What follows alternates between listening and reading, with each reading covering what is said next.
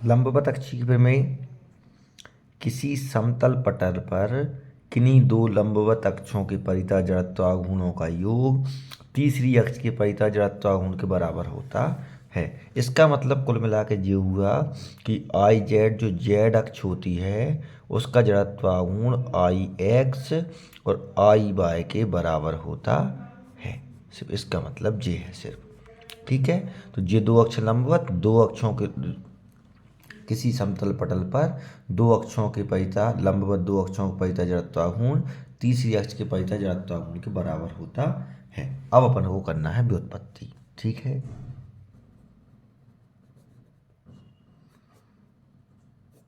चित्र बनाइए। देखो, जी बनाई अपन ने वाई अक्ष, जी बन गई एक्स अक्ष, एक्स वाई, और जे बनेगी जेड। वैसे नॉर्मल जे सीधी ऐसी जाती है। यहाँ पर एक बिंदु मान लो P,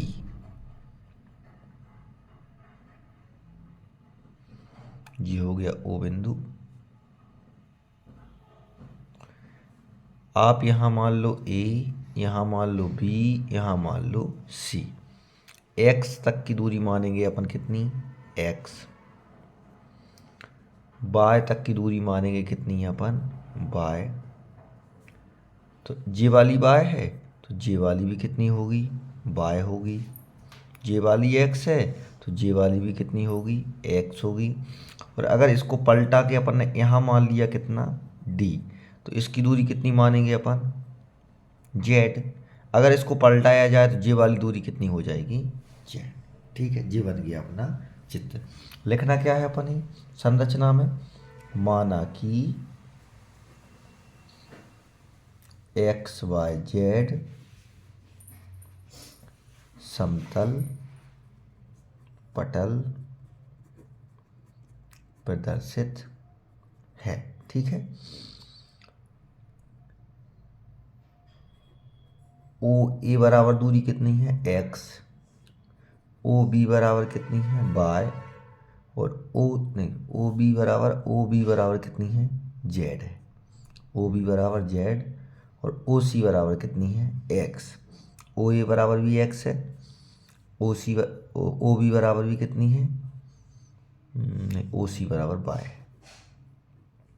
देखो, ओ ए बराबर एक्स है, ओ बी बराबर जेड है और ओ सी बराबर कितनी है, वाई। ये सब चीज़ें अपन ने लिख ली। ठीक है, अब देखो,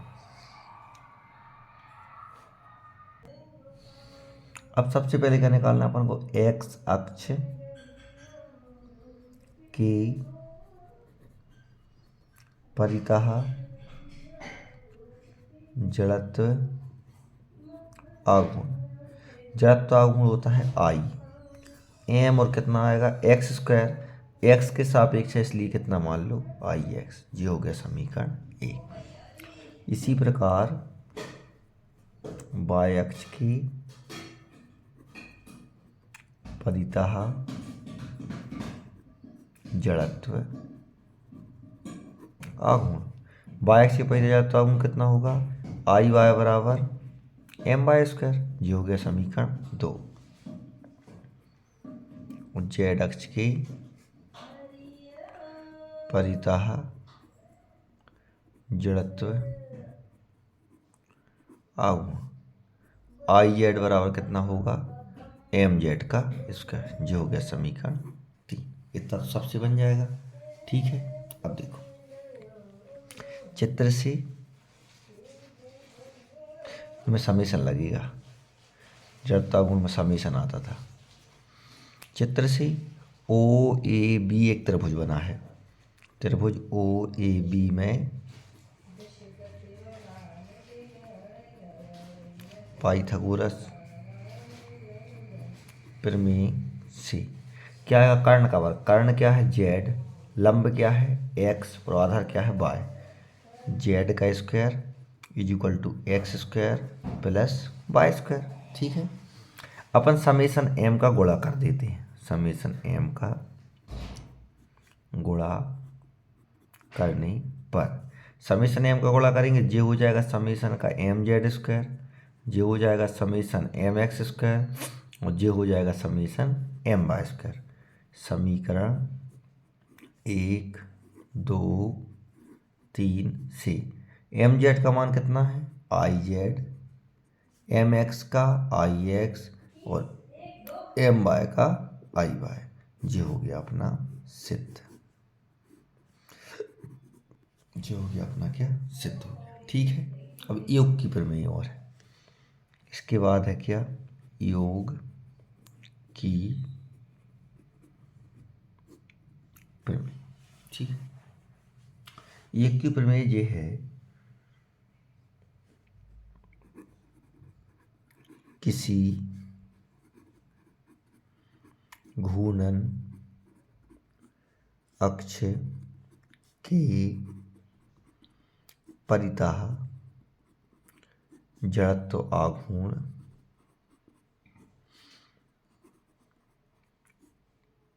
पिंड के समस्त कणों के जड़त्व आघूर्ण के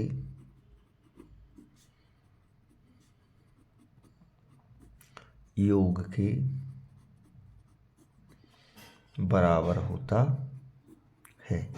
इसका मतलब क्या हुआ? इसका मतलब ये हुआ कि ये कोई अक्ष मान के चलो x और y, और ये कोई पिंड है, इसका जड़त्व आघूर्ण है कितना I। पहले कण का हो गया I1, दूसरे कण का हो गया I2 और तीसरे कण का हो गया कितना I3।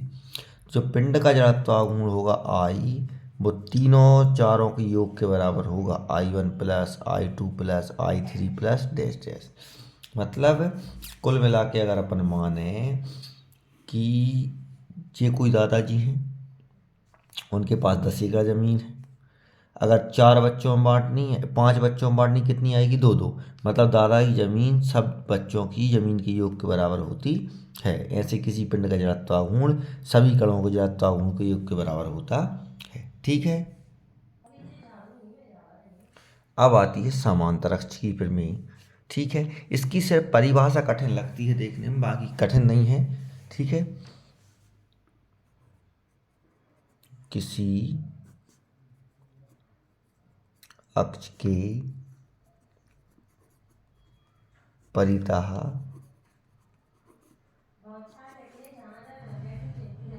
किसी पिंड का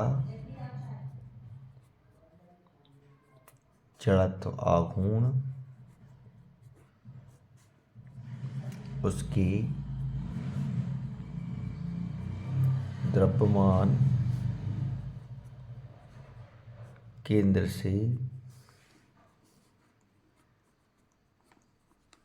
गुजरने वाली अक्ष के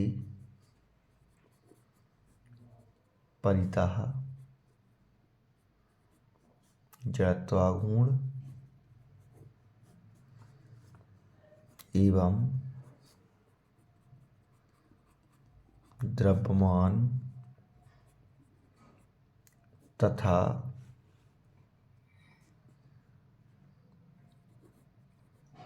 बीच की दूरी के वर्ग के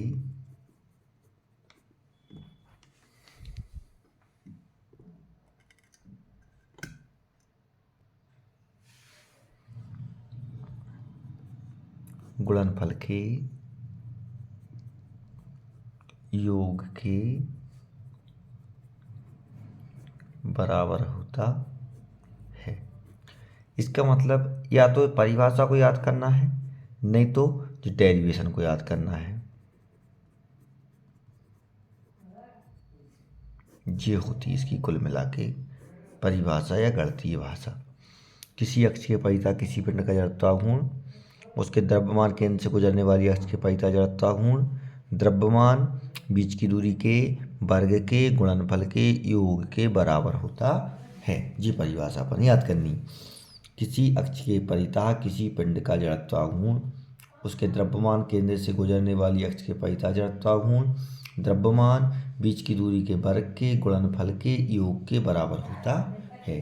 अब चित्र देखो आप, मान के चलो ये अपनी अक्ष है एक्स और वाई, ठीक है। यहाँ आपका पिंड बना है, ये बन गया अपना पिंड। यहाँ द्रव्यमान केंद्र की अक्ष हो गई ए और बी। ये दूरी मान लो आप कितनी, ए मान लो, ये मान लो आप कितनी, एक्स। द्रव्यमान कितना मान लिया इसका, एम। इसका जड़त्वागुण कितना हो जाएगा, आई सी एम। सी एम मतलब द्रव्यमान और केंद्र, सेंटर मास, ठीक है। और यहाँ पर मान लो क्या हो गया अपना, ओ मान लो, ठीक है। इतनी चीज़ें अपन ने मान ली, है ना। अब क्या करना है अपने को, संरचना लिखनी है। संरचना में क्या करेंगे अपन, संरचना माना कि चित्र में एक्स वाई अक्ष के परितः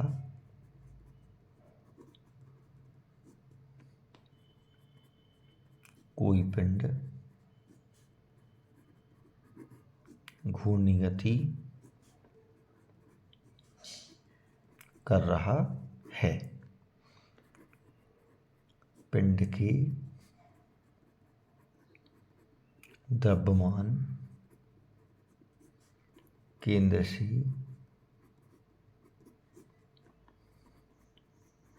गुजरने वाली अक्ष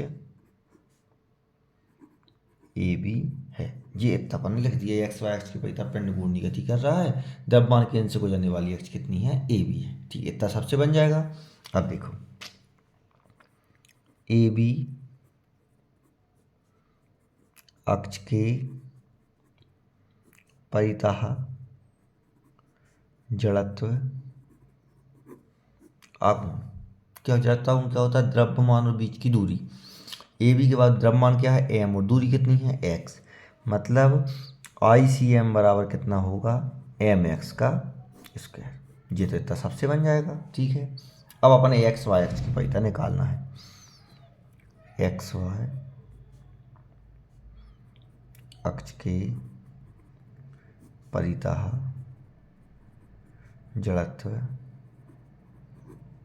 आघूर्ण क्या होगा, आई बराबर द्रव्यमान तो एम है, दूरी क्या हो जाएगी, ए प्लस एक्स।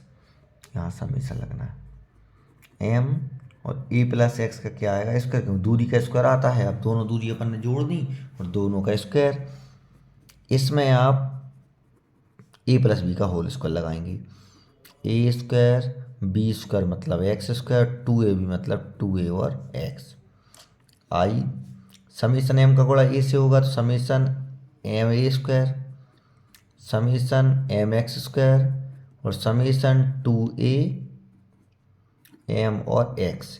अब इसमें स्क्वायर नहीं, मतलब इसका मान कितना हो जाएगा, जीरो।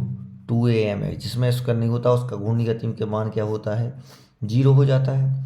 बचा क्या अपने पास, आई बराबर, देखो यहाँ ए स्क्वायर कॉमन, बचा कितना, समीशन एम और समीशन एम एक्स का स्क्वायर।